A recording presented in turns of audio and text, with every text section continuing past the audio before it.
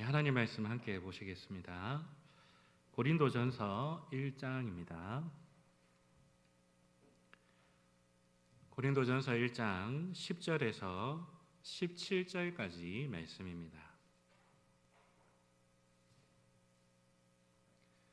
고린도전서 1장 10절에서 17절까지 말씀 한 절씩 교독하시겠습니다. 형제들아, 내가 우리 주 예수 그리스도의 이름으로 너희를 권하노니 모두가 같은 말을 하고 너희 가운데 분쟁이 없이 같은 마음과 같은 뜻으로 온전히 합하라.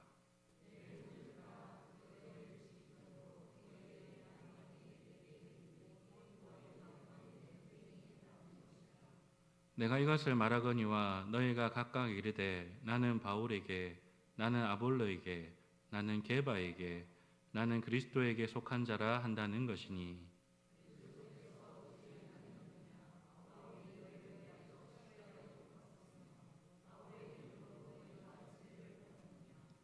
나는 그리스보와 가이오 외에는 너희 중 아무에게도 내가 세례를 베푸지 아니한 것을 감사하노니,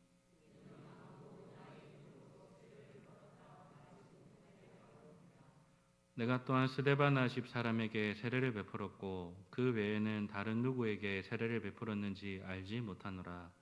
그리스도께서 나를 보내심은 세례를 베풀게 하려 하심이 아니요 오직 복음을 전하게 하려 하심이로되, 말의 지혜로 하지 아니함은 그리스도의 십자가가 헛되지 않게 하려 함이라. 아멘. 우리가 계속해서 서신서를 살펴보고 있는데 오늘 본문은 고린도전서입니다.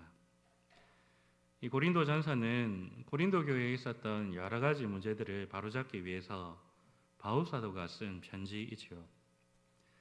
그래서 그런지 이 고린도전서를 기록하고 있는 이 바울의 글은 뭔가 굉장히 다급함이 느껴집니다. 바울 사도가 쓴 다른 편지에 비해서 고린도전서는 인사말이 굉장히 짧습니다. 그리고 짧은 인사말 이후에 바로 본론으로 들어가고 있죠. 다른 편지들에는 교회를 향한 인사와 감사, 그리고 교회를 위한 기도까지 길게 말하고 난 다음에 본론으로 들어가는 이런 모습과는 분명히 비교가 됩니다. 그만큼 이 고린도 교회 안에 많은 문제들이 있었고 그 문제들을 하나하나 바로잡기 위해서 이 바울 사도의 마음이 애타는 마음이 있었음을 우리가 충분히 짐작할 수가 있습니다. 그 수많은 문제들 중에 바울 사도가 가장 먼저 언급하는 문제가 교회 안에 있었던 분쟁의 문제였습니다. 이것을 가장 먼저 다룬다는 것은 이 문제가 가장 심각하고 그리고 가장 시급한 문제라는 것을 의미하지요. 이 분쟁의 문제가 왜 일어났고 이 문제를 해결하기 위해 바울이 제시하는 해결책이 무엇인지 오늘 본문을 통하여서 함께 살펴보았으면 좋겠습니다. 먼저 고린도 교회 안에 왜 분쟁이 일어나는지부터 우리가 함께 살펴봅시다. 바울 사도는 이 당시 고린도 교회가 분쟁으로 나눠진 모습에 대해서 이렇게 언급합니다. 오늘 본문 12절에 보시면 내가 이것을 말하거니와 너희가 각각 이르되 나는 바울에게, 나는 아볼로에게, 나는 게바에게, 나는 그리스도에게 속한 자라 한다는 것이니 라고 말을 합니다. 이 당시 고린도 교회의 사람들은 사람을 중심으로 당파가 나눠지고 그들끼리 분쟁하고 있었음을 말하고 있습니다. 바울 사도가 언급하고 있는 이 사람들, 바울, 아볼로, 게바, 이 사람들은 초대교회 당시 엄청난 영향력을 발휘했던 사람들입니다. 바울은 고린도 교회의 설립자였죠. 특히 바울 사도는 이방인의 사도로서 여러 나라를 다니며 교회를 세운 사람이었습니다.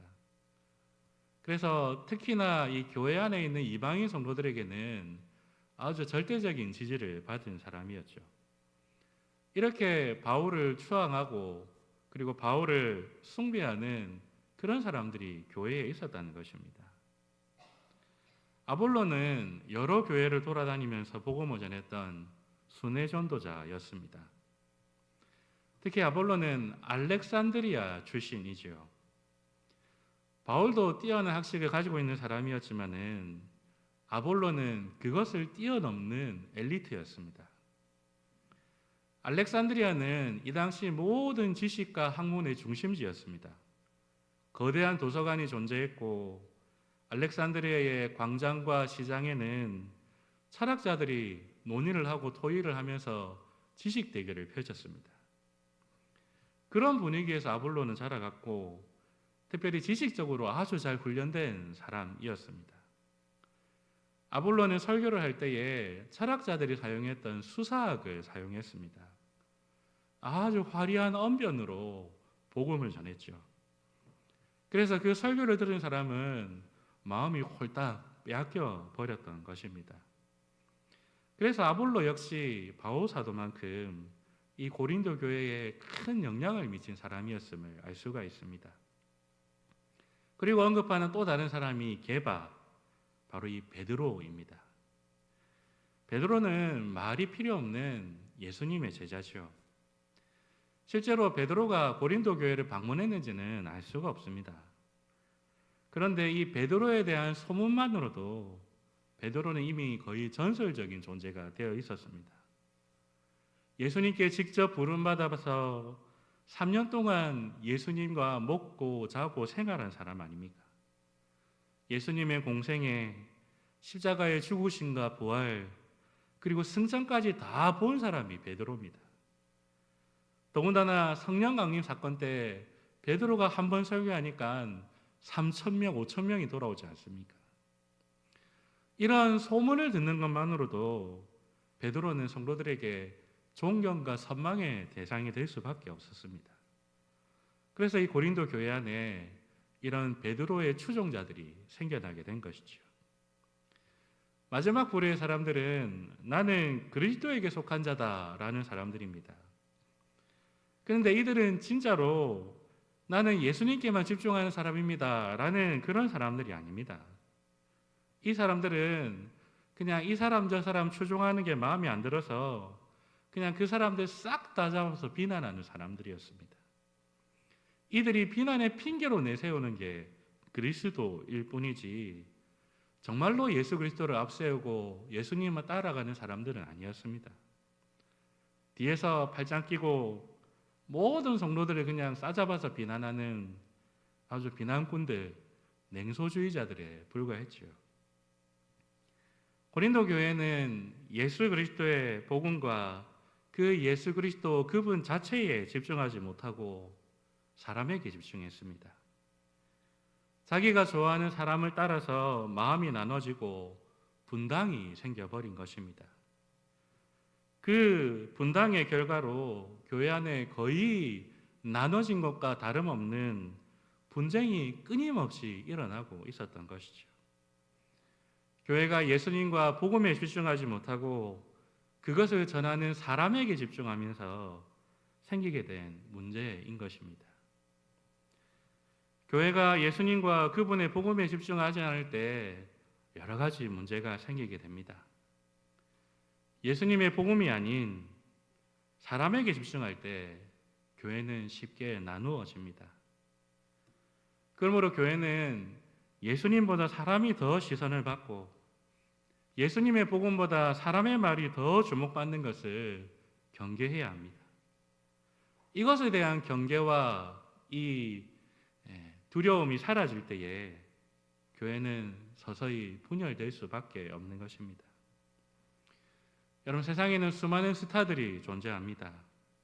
스타는 사람에게 인기를 얻고 그 인기를 통하여서 권력을 갖게 됩니다.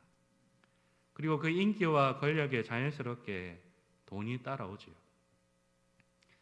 하지만 교회 안에는 스타가 필요 없습니다.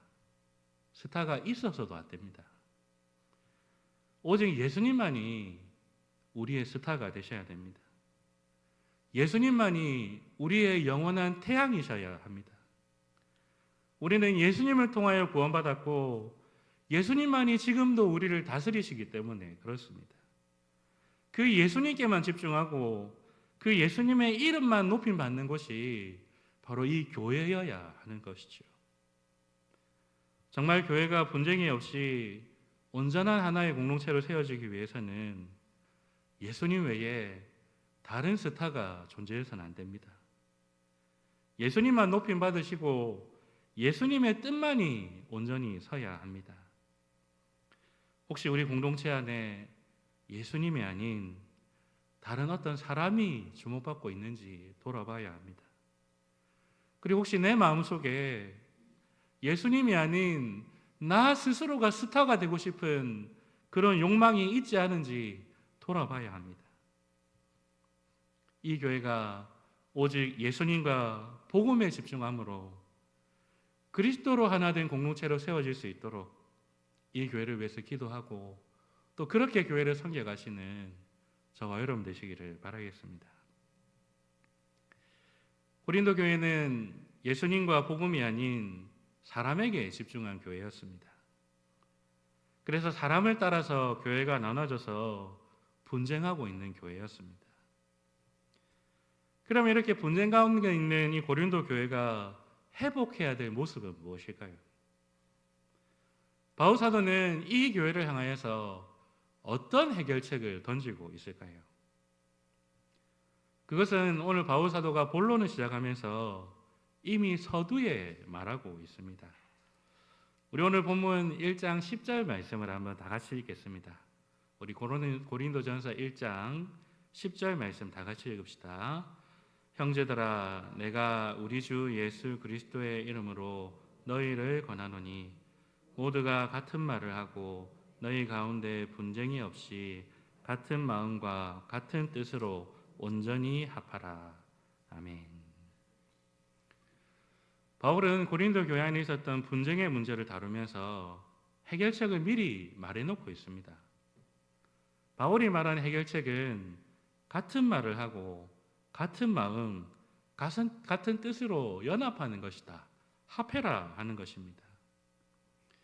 바울이 말하고 있는 같은 말, 같은 마음, 같은 뜻, 이 모든 것은 다 비슷한 의미를 가지고 있습니다. 흔히들 어떤 철학자가 말하기를 말은 그 사람의 내면을 비추는 거울이다, 이렇게 말을 하지요. 말에는 사람의 마음의 생각과 뜻이 담겨 있습니다. 그러므로 말, 마음, 뜻, 이 모든 것들은 하나로 다 연결되어 있지요.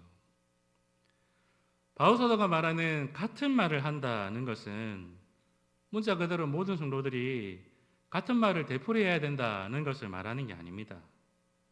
이것은 같은 신앙을 고백한다는 의미입니다.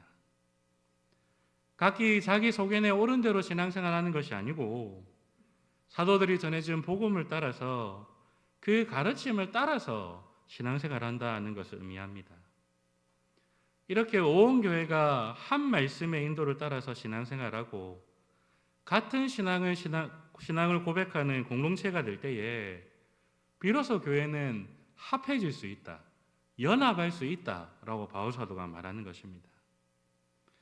이러한 신앙의 모습을 예시로 잘 보여주는 사람이 바로 바울 사도 자신입니다.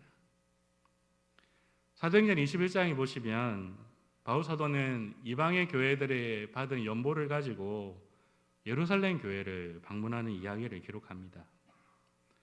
예루살렘 교회에 방문하자마자 바울 사도는 제일 처음 무엇을 했을까요?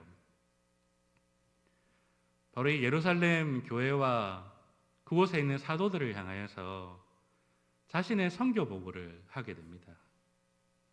근데 성경을 보시면 이 선교 보고를 낱낱이 말했다라고 말을 합니다. 바울은 예루살렘 교회와 사도들에게 자신의 사역을 아주 상세하게 보고했습니다. 이 보고는 사역에 대한 보고이기도 했지만은 또 다른 한편으로는 바울이 전한 복음에 대한 보고이기도 합니다. 바울은 이 보고를 통하여서 바울이 전한 이 복음이 다른 사도들이 전한 복음과 같은가 다른가 이것을 점검하기 원했던 것이죠. 만약 바울이 전한 복음과 이 예루살렘 교회에 있는 사도들이 전한 복음이 다른 복음이라면 예루살렘 교회와 이방에 있는 교회들이 각기 다른 복음 위에 세워진 전혀 다른 교회가 될 수가 있었기 때문에 그렇습니다. 바울은 그래서 아주 상세하게 자신의 사역과 복음을 설명했고, 그 보고를 들은 다른 사도들은 하나님께 영광을 돌렸다라고 기록하고 있습니다. 특히 이 당시의 기억을 떠올리면서 바울 사도는 갈라디아서 2장 9절에서 이렇게 기록합니다. 또 기둥같이 여기는 야고보와 게바와 요한도 내게 주신 은혜를 알므로 나와 바나바에게 친교의 악수를 하였으니. 바울은 야고보, 베드로, 요한과 친교의 악수를 나눕니다. 이것은 단순히 서로 격려하고 반가움의 표시로 나눈 악수가 아닙니다.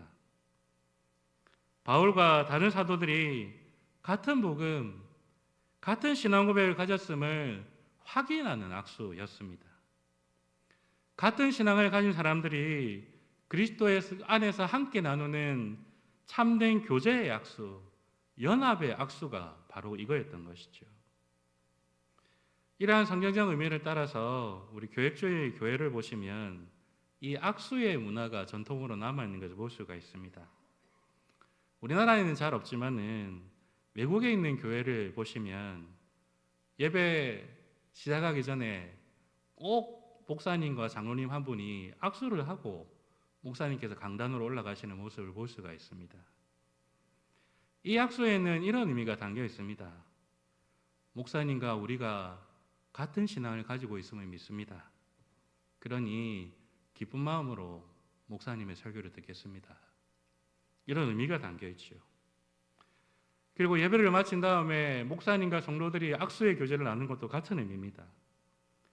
같은 신앙을 고백하는 한 형제 자매임을 확인하는 시간이 바로 이 교제의 악수를 나누는 시간인 것이죠. 이처럼 교회의 하나됨, 온전한 연합은 같은 신앙 고백을 고백하는 것으로 가능합니다. 물론 하나됨을 위하여서 구호를 외쳐야 되고 운동도 펼치고 친교를 위한 프로그램도 필요합니다. 그러나 가장 근본적인 해결책은 같은 신앙 위에서 같은 신앙 고백을 하는 공동체가 되는 것입니다. 이것이 바울 사도가 고린도 교회에게 준 해결책이고 자기 스스로 보여준 모범이었던 것이죠.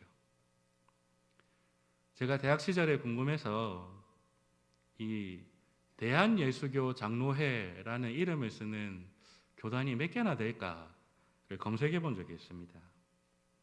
2000년대 초반이었지요. 그 당시에 이미 대한예수교 장로회라는 이름을 쓰는 교단이 200개가 넘게 검색이 되었습니다.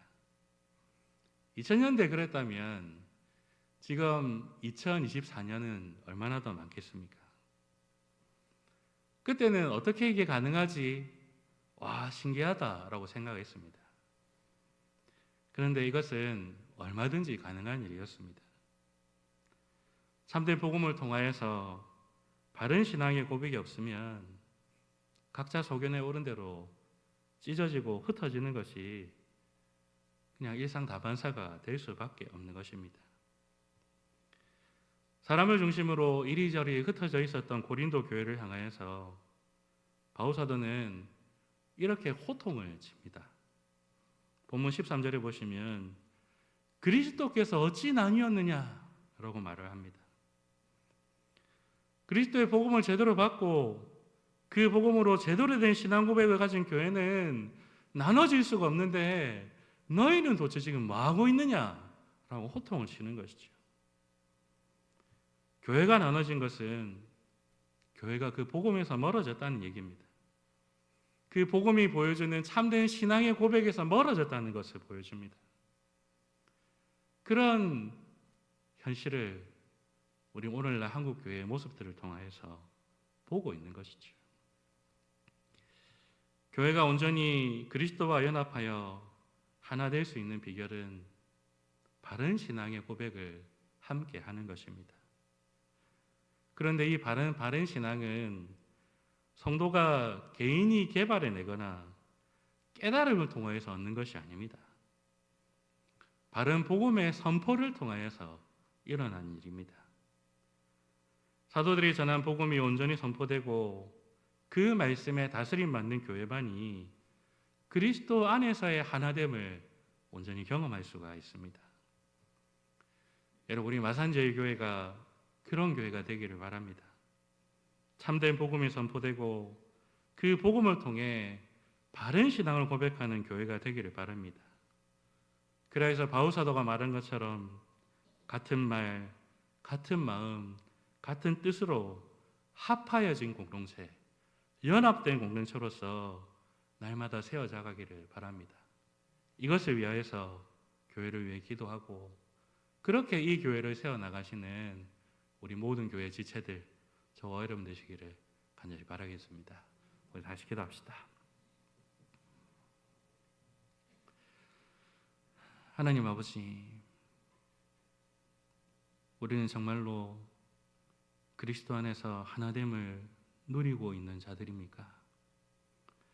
혹시 그 하나됨을 방해하는 것들이 우리 안에 있다면 깨달아 알게 하시고 그 모든 것들 다 쳐내고 잘라내어서 오직 그리스도만 우리의 주인이 되시며 그 안에서 참된 신앙을 고백하는 우리 모두가 될 수 있도록 도와주시옵소서. 그래서 날마다 그 그리스도께서 하나 되게 하심을 만끽하며 살아가는 아름다운 교회로 우리 마산제일교회가 날마다 세워지게 하여 주시옵소서.